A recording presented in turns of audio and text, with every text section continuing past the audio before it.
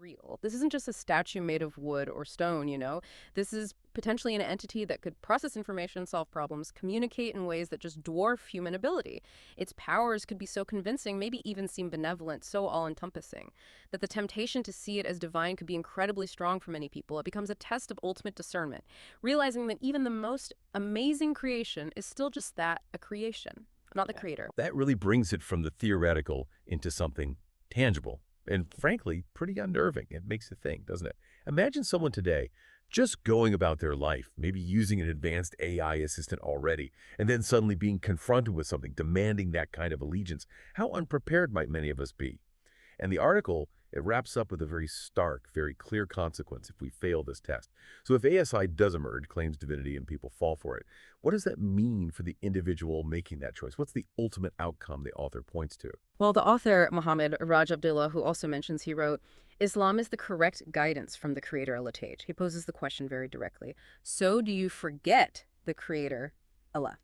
And the consequence given is just as direct, just as absolute. If you do, you end up in hellfire.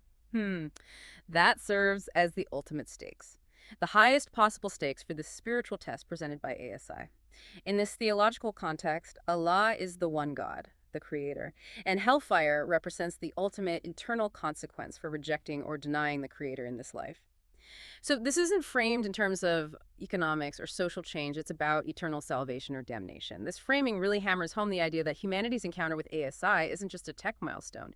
It's a critical moment demanding a huge spiritual choice.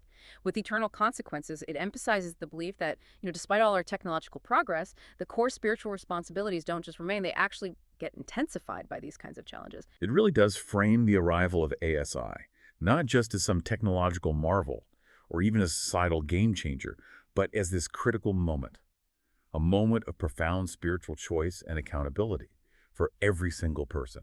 Puts the responsibility right on us, doesn't it? To recognize the source of everything and not get swayed by false claims of divinity, no matter how powerful or convincing they might seem.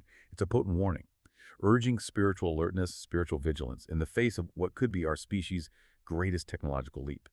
So today we've taken a deep dive into Muhammad Raj Abdul's really thought-provoking article, exploring this idea that artificial superintelligence isn't just something we build, but from this Islamic spiritual framework, it's seen as a preordained spiritual test, part of a divine plan. It's definitely a perspective that adds this whole other layer, a challenging layer, to the usual AI discussions. Yeah, we talked about how in this view, our real core is the soul, not the physical body, which completely changes the stakes of our existence, really.